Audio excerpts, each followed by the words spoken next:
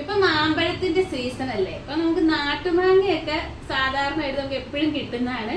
കാട്ടുമാങ്ങ നമുക്ക് അങ്ങനെ കിട്ടാറില്ല. ഞാനൊക്കെ ചെറുപ്പത്തിൽ കഴിച്ചാണ് കേട്ടോ. അപ്പൊ നമുക്ക് കുറച്ച് കാട്ടുമാങ്ങ കിട്ടിയിട്ടുണ്ട്, നമുക്കൊന്ന് കഴിച്ചു നോക്കാം. മാമ്പഴ പുളിശ്ശേരി വെക്കാനൊക്കെ നല്ലതാണ് കേട്ടോ. ഇതിന്റെ ഒരു സ്മെല്ല് തന്നെ നല്ല സ്മെല്ലാണ്. ഇതൊക്കെ അടുക്കള വെച്ച് കഴിഞ്ഞാൽ അടുക്കള ഫുള്ള് നല്ല സ്മെല്ല് വരും. നമുക്ക് കഴിച്ചു നോക്കാം. ഇത് ശരിക്കും കഴിക്കേണ്ട എങ്ങനെയാ, തൊലി പൊളിച്ചിട്ട് നമുക്ക് കഴിക്കാം. നമ്മള് സാധാരണ പണ്ട് നമ്മളൊക്കെ, ഞാനൊക്കെ ചെറുപ്പത്തിൽ ഇങ്ങനെയാട്ടോ കഴിച്ചത്. ഇതിങ്ങനെ കയ്യിലിട്ടിട്ട് നല്ലോണം ഇതിങ്ങനെ ജ്യൂസി ആക്കും. ചെറുതാട്ടോ, ചെറിയ മാങ്ങ എന്റെ കയ്യിലിട്ടിട്ട് ഇങ്ങനെ കാണിച്ചിട്ട് ഇതിന്റെ സൈഡ് ഇങ്ങനെ പൊട്ടിക്കും. അപ്പൊ തന്നെ ജ്യൂസി ആയിട്ട് കിട്ടും.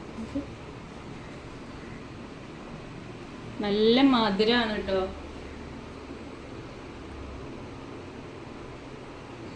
നല്ല മധുരമാണ്. കുറച്ച് നമുക്ക് കഴിക്കാൻ പറ്റുള്ളൂ, കാരണം ചെറുതല്ലേ. പക്ഷെ നല്ല ടേസ്റ്റ് ആണ്. മാമ്പഴ പുളിശ്ശേരിക്കൊക്കെ ശരിക്കും ഈ മാങ്ങ എടുക്കും, നല്ല ടേസ്റ്റാണ്. കുറെ ഒറ്റ ഇരിപ്പിൽ നിന്ന് കഴിക്കാൻ പറ്റും. കുറെ ആയിരുന്നു കഴിച്ചിട്ട്. ഇപ്പൊ നമ്മുടെ അടുത്ത വീട്ടിലെ പറമ്പില് ഈ മാവുണ്ട്. അപ്പം നമ്മൾ അവിടുത്തെ ചേട്ടനോട് ചോദിച്ചിട്ട് പറിച്ചാണേ. ഇത് കണ്ടോ,